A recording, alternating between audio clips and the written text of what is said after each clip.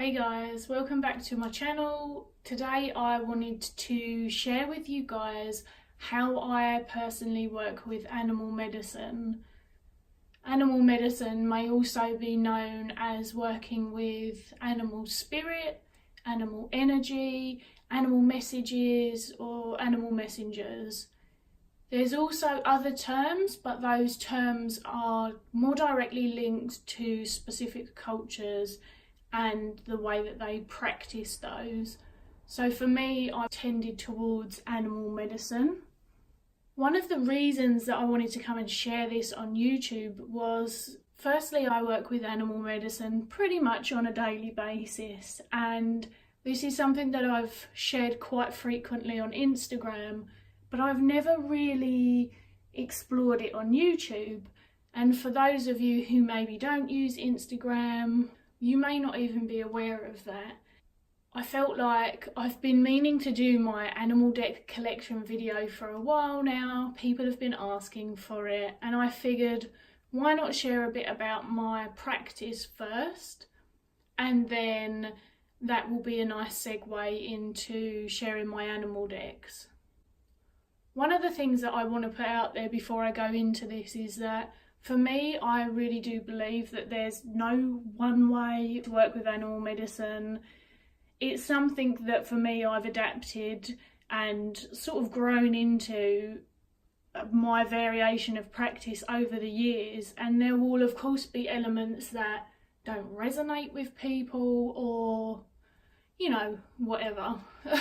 I'm just putting that out there before I go into it, that this is really a discussion of my version of working with animal medicine and animal energy. What I'll do is briefly tell you a bit about how working with animal medicine came to be in my life. Then I want to talk about some different ways that I work with it, because it is definitely not only deck related, and in working with it, what sort of practices may come from this. So for anyone who isn't familiar, these are my beloved medicine cards. This was a deck that my mother had when I was a child. She had the original. This is a revised copy that she later gifted me. And this was kind of woven into my continued learning experience about animals. It really started off with animals in our care and wild animals sort of native to where we lived. And this would be learning to respect them, learning to understand their behaviour, how they engage with their species, others, humans, you know, all of that, basically, what makes them tick and what doesn't. So one of the things that I was brought up with was learning to respect the animals and to recognise them as our kin and our equals, rather than something, I guess, we're trying to reign over in a way. There's an equilibrium, there's a necessity, there's a harmony, and to kind of live that way inclined. And while I was being introduced to animals from this young age, this is when the medicine cards were introduced to me. To work with this particular deck, I would of course read the book, and then I would consider my experiences with the animals if I had encountered them before. Obviously, there are some animals in this deck that I have not had the fortune to meet for whatever reason. And from this, what would happen is these messages would kind of swirl around in my mind, and taking them in, they would provide me with various avenues on where I could focus in on that animal medicine, whether there was a lesson to learn and how that was applicable. I don't really feel like I need to explain working with animal decks any further, because it's pretty much a given. You know, you work with an animal deck in whatever way it calls to you. What I really wanted to focus on more was how this has evolved into my adult life and my practice, and kind of some of the additional ways that I work with animal medicine. Starting off with dreaming, it's very simple. If an animal is in my dream in a significant capacity, then I will consider the context it appeared in my dream and looking at the situation and how these kind of speak to each other. I really enjoy dream exploration, especially from a sort of psychological and therapeutic standpoint as well. But one of the things that I don't do is I don't look at dreams in a prescriptive sense. I've never been drawn to the books that kind of say, if you see this animal, it means this, and if you lose a tooth, it means this, because I think that there's so much more to be read into what happens, why the animal's coming up, what was going on, how you felt, were you scared, did you embrace the animal, you know, could it be something you're normally scared of and you were fine? It feels like there's a lot more nuances. I'll give you an example. One of my dream stalkers, it genuinely is a dream stalker, is from Spider, and I actually have really lucid dreams about Spider. They don't happen too frequently, it could be maybe even once a year. What happens is I think I'm awake, and of course a part of me is awake, but it's in that lucid phase and I will see a spider, and we're talking about big spiders. I am spider friendly. My dad had a tarantula when I was little, but a spider the size of a head, it doesn't matter how spider friendly you are, it's a little bit shocking. And what happens is, in that moment of gazing at it and sort of experiencing the shock and the rush of, you know, your adrenaline and everything, it stops me from being lucid. You know, I wake up and of course there's nothing there. And what that has meant is that I have then gone and studied Spider and explored what that means to me. So then I've got random animal encounters, and this could be something that is not usually in your native region, or it could just be really random.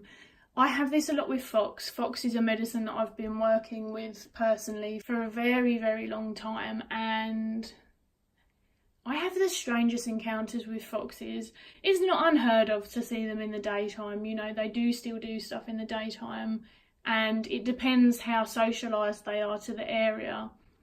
But I've had some really bizarre encounters with foxes, literally with them just randomly appearing in the middle of the day at my feet, which I've always just thought was amazing because, of course, let's face it, humans aren't the best, especially with animals that they consider vermin, which I'm not going to go too far into that now. Maybe I'll do a how I feel about animals being referred to as vermin another day, because I'm incredibly passionate about that as well. And I think that humans too easily humanise animals to whether they feel that they are good or bad or beneficial or not beneficial, and that's not how it works. But anyway, fox has appeared for me very, very strangely, so I would call that a random encounter. They're not things that would normally happen, they're not things that maybe everyone experiences, they just, those random encounters kind of feel special, I guess. And then there's the third, which is your everyday animal encounters, which is the one that people have tended to ask me about more, is if I, for example, go to my duck pond, which we go there regularly on a weekly basis. I love it there. There's ducks, there's geese, there's coots, there's parakeets, doves, pigeons, there's actually a few terrapins. It's quite busy. There's foxes there of an evening, squirrels. So it's quite a nice nature place for me, and as I say, I frequent there a lot. Sometimes I might just go and really just enjoy being around all of the ducks and the geese and everything else.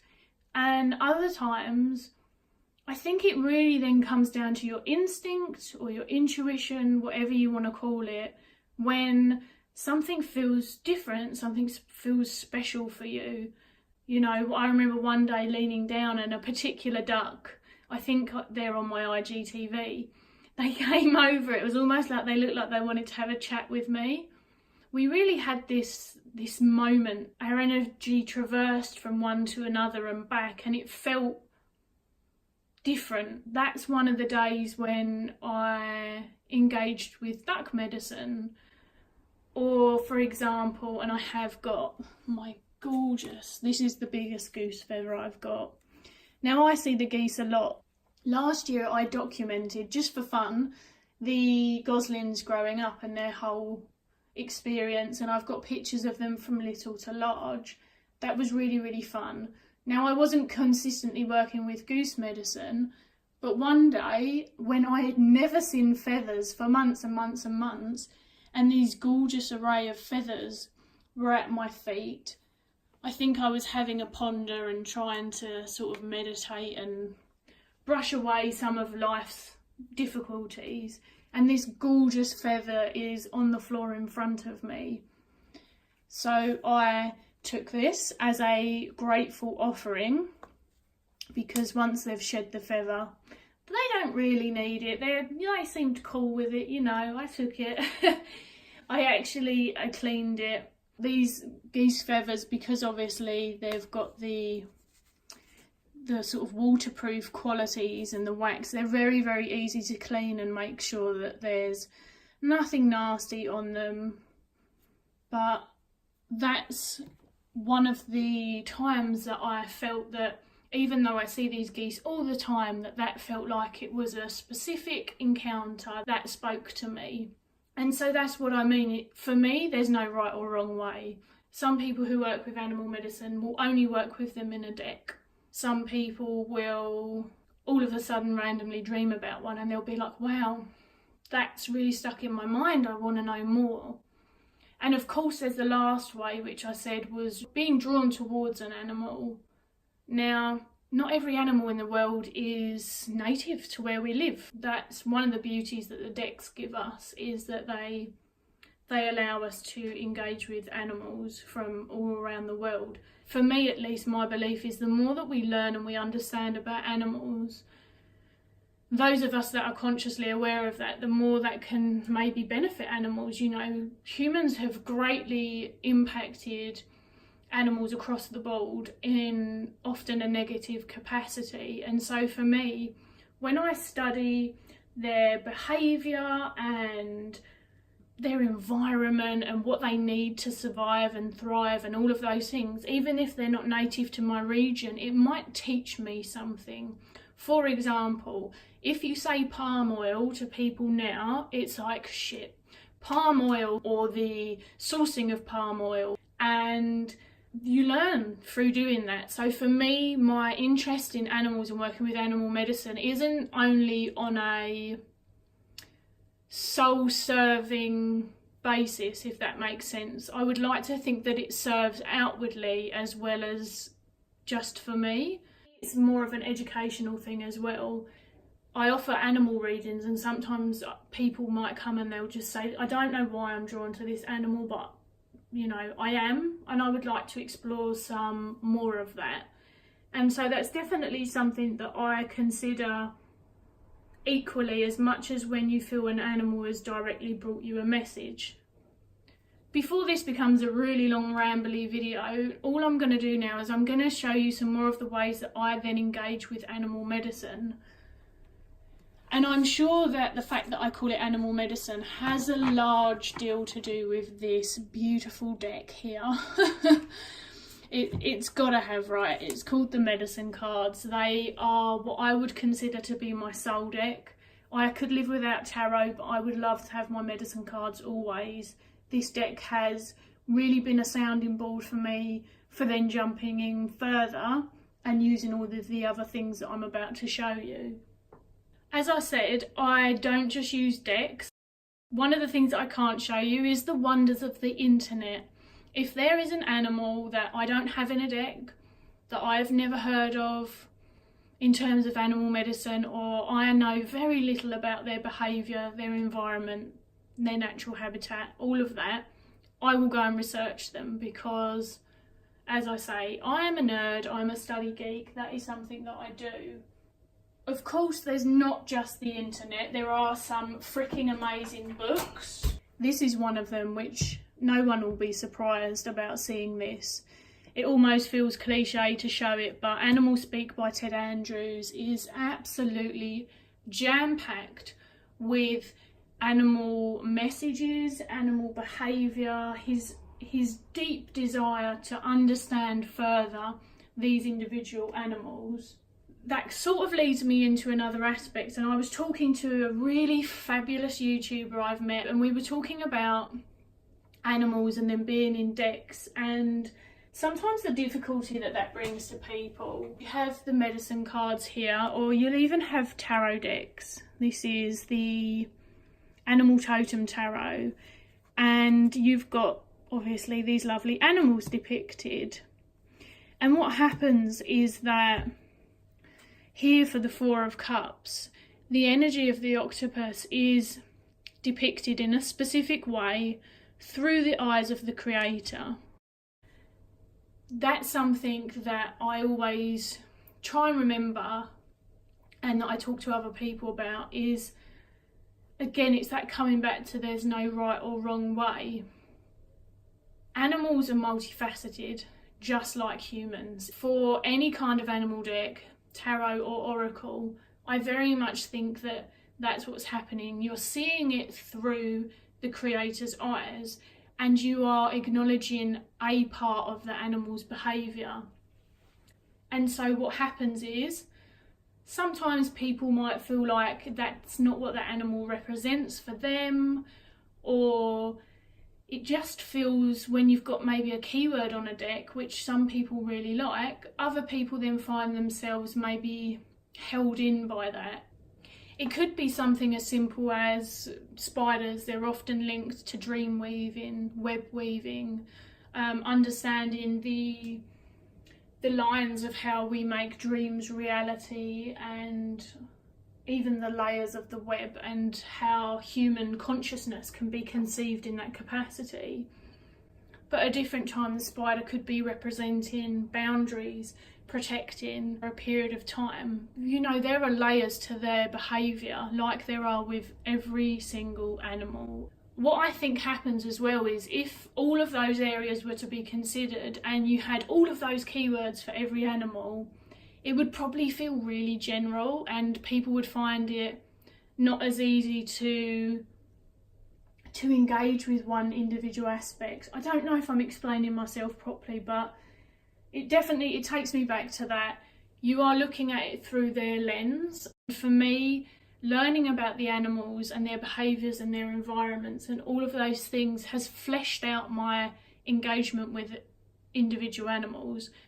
That doesn't mean you can't simply just use the book, but what I wanted to do is kind of just share the layers of where working with animal medicine has taken me, because it is something that people ask me about a lot. Aside from the books that either focus on animal medicine alone, or, for example, Animal Kin is another lovely oracle, a great one for beginners actually, for working with animal medicine, because it does have a keyword on the cards. You've got the books that come with them, you've got the internet, like I said. If they're native to you, go and watch them if you're called to do it. Maybe it's just me, but I have sat in a garden just watching one honeybee dance from flower to flower and just see what they're doing. You know, it could just be as simple as that. It's quite a meditative experience for me anyway. And here's where I get really nerdy. So I've moved some stuff out the way, as you can see. But another way that I really enjoy learning about animals, I like to have these, I guess they're reference books or kind of animal encyclopedias. I've only picked up a couple of them to give you an idea. Here we've got insects and spiders. I'm very passionate about looking at the species of animal, the subspecies, you know, the differences. There are so many spiders, there are so many everything, you know, that if something comes to me and I can ID it, then I will ID it. And these kind of little pocket guides are so interesting to me. I know it's really nerdy. I do spend time walking around woods, even just in my back garden, the pond, with these books. I've got a bird one and more localised to my area that I take so I can ID and learn and sort of go further into the specifics. And I kind of do that for as many animals as possible, really. There's no one animal that doesn't interest me in the slightest, but as I say, of course there are going to be animals that I'm going to come up against that I don't know as much about. When I want to work with a lesson or their energy or whatever it is that they're bringing, then I may already have a great sounding board to jump off of, like Spider. I don't need to do any more research, at least very much at the moment, because that's something that I feel I have a very solid foundation. Whereas yesterday I pulled the parrotfish from my animal kin oracle and I was like, okay, wow, I don't know much about parrotfish, so I'm going to go and read about them. Here's another one.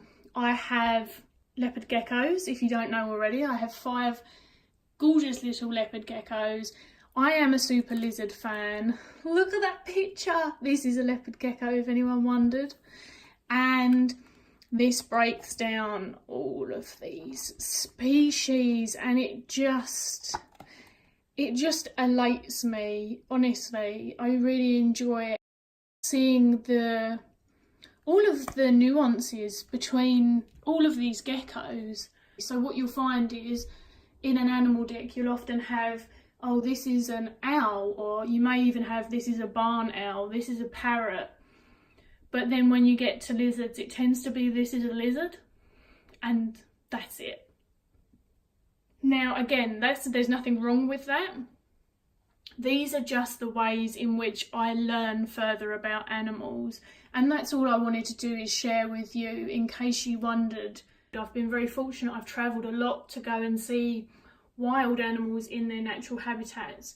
It's just a big part of my passion, and if I was healthier and more able, there would be a lot more that I would do with animals. So finally, before I head off from hopefully not too of a long video, I just wanted to give you some ideas of how I might call in the animal medicine into my practice. I'm very lucky. If I want to work with gecko medicine, you know, I've got 5 geckos in my house. If I want to work with jaguar, then I don't have a jaguar, and I wouldn't want one either, because they would eat my ass. It might simply be that I have the card out. I may then go and print off or save some pictures on my phone, pictures of jaguars in the wild doing their thing. You could have it as your wallpaper screen, you could have it on your altar, you could print it off and put it in your bag, I don't know. You might, if you really feel akin to it, buy yourself a keyring. Of course, in terms of when I'm working with the Goose Medicine, I've got this beautiful goose feather, and I can even go down and see them, which, as I say, is a luxury. But definitely bringing in maybe items that help you to connect with it. And so any imagery will work. These are just the National Geographic, and they're just a gorgeous, gorgeous photo. So it's another way of seeing animals in their natural habitat. I may even have various figurines. So if I'm working with lizard energy, then I've got this. It's almost kind of a focus point of when I'm making intentional energy around the lesson that I'm bringing from the medicine. I might focus in on the aspect. I might have even written something down, like I'm working with snake and I am traversing through change. I might say that at my altar and have something that reminds me of snake, or a picture, or if you've got a snake, you may have some snake shed.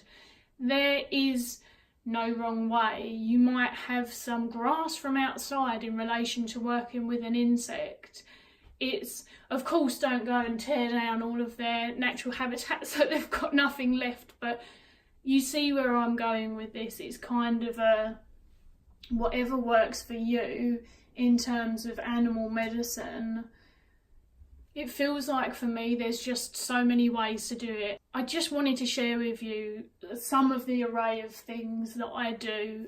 There is probably so much more. I've got pictures of animal footprints in the snow. I'm just an animal nerd. It's something I enjoy. And of course, even being an animal nerd, there's going to be people way more educated than I am. Hopefully this has been somewhat interesting. I'm not sure how rambly this is, but do you know what? I have been wanting to film more animal stuff for ages, and I fear that if I keep on trying to perfect something, that I'm just never going to share anything. And so I'm sure there's lots I've forgotten, or there may be more questions. If you've got questions, get involved. I love talking about this stuff, honestly. I really, really do. I would love to know if any of you work with animal medicine. And as I say, hopefully this will be a nice segue into when I do my animal deck video, which I've put off a little bit because I've got quite a few animal decks and it's going to be a long one. People really aren't feeling the long videos on YouTube at the moment, but hey ho, you can't please everyone. Thank you for listening to me, you guys. Hopefully I will be back soon with some more juicy videos, and until then, see you later.